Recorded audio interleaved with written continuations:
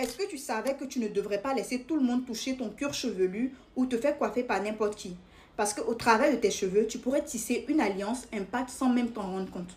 L'histoire que je vais te raconter aujourd'hui va te permettre de faire beaucoup attention à qui tu te confies ta tête pour te faire coiffer. Mais avant tout, je voudrais que tu t'abonnes à mon nouveau compte parce que ce compte-là reçoit énormément de restrictions de la part de TikTok. Je ne sais pour quelle raison. Et donc, ce nouveau compte-là sera un compte de secours où je vais poster les histoires. Et au-delà de ça, pour les personnes qui ont des histoires, qui voudraient faire connaître leur histoire, vous pouvez m'écrire en fait en inbox sur ce compte-là et je me ferai un plaisir de raconter votre histoire. Bref, je vous raconte cette histoire. C'est l'histoire d'une jeune dame en fait qui travaillait dans la commune de Makori.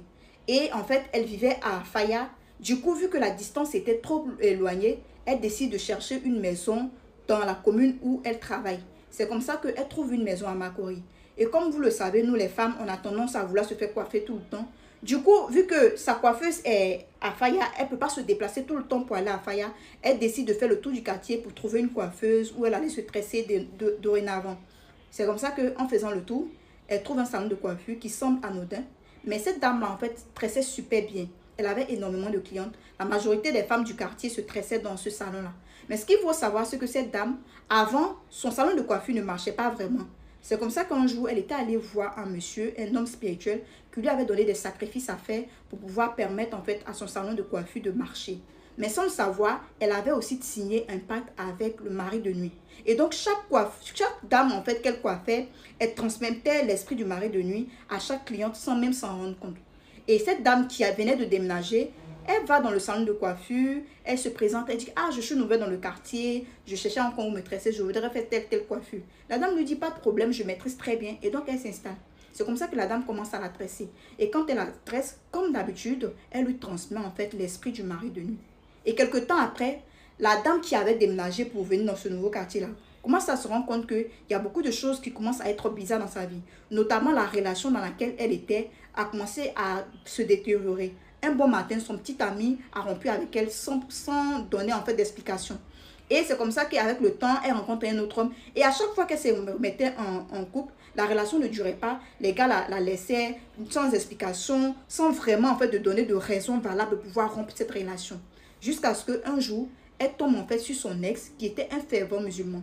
Et vu que c'était son ex, ils se connaissaient depuis très longtemps et tout, ils décident ensemble en fait de recommencer une nouvelle relation. Du coup, au cours de la relation, c'est-à-dire 3 mois après qu'ils aient repris leur relation, le gars décide d'épouser cette jeune dame-là. Il l'épouse à la mosquée et c'était un gars qui était un fervent musulman. Et donc, à force d'être un gars qui prie énormément, sa femme la rejoint et donc elle aussi, elle était vraiment ancrée dans la prière, dans la religion musulmane et tout. Et le monsieur, chaque fois qu'il dormait, il rêvait et il se retrouvait dans une bataille, une sorte de bataille spirituelle avec un homme qu'elle ne connaissait pas, qu'elle ne maîtrisait pas, qui se présentait comme étant le véritable mari de sa femme. Parce qu'il faut savoir qu'après s'être mariée, pendant 3 ans, 4 ans, elle n'arrivait pas à enfanter, elle n'arrivait pas à faire d'enfant. À chaque fois qu'elle prenait une grossesse, elle faisait une fausse couche sans vraiment savoir ce qui se passait.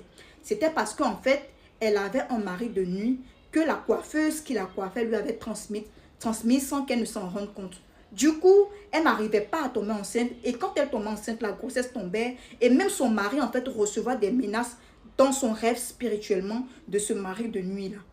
Jusqu'à ce qu'un jour, cet esprit-là décide de se présenter à eux physiquement. Et donc, au cours de la nuit, pendant qu'ils étaient en train de dormir, l'esprit en fait apparaît. Et là, le monsieur se lève, il commence à réciter des zikrs, réciter des prières du Coran et tout ça. Et l'esprit en fait qui était très énervé lui dit que lui, il est le véritable mari de cette dame-là et que le monsieur devrait abandonner. Le lendemain matin, ils décident ensemble d'aller voir en fait un religieux pour lui expliquer ce qui s'était passé cette nuit-là. C'est comme ça que le religieux va leur expliquer qu'en fait, s'il s'agit d'un mari de nuit et que c'est quelque chose de très spirituel et que sa femme en fait avait pris cet esprit-là au travers d'une coiffure qu'elle est allée faire chez une coiffeuse et que la coiffeuse en fait lui avait transmis l'esprit de mari de nuit sans même s'en rendre compte.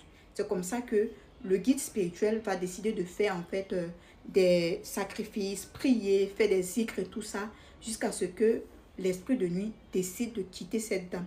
Alors, au travers de cette histoire, tu comprends qu'il faut beaucoup faire très attention, surtout aux endroits où nous allons pour nous faire coiffer. Parce qu'on ne connaît pas l'esprit, en fait, qui anime chaque atmosphère dans laquelle on se trouve. Et par négligence, on peut se retrouver dans des alliances, dans des pactes que nous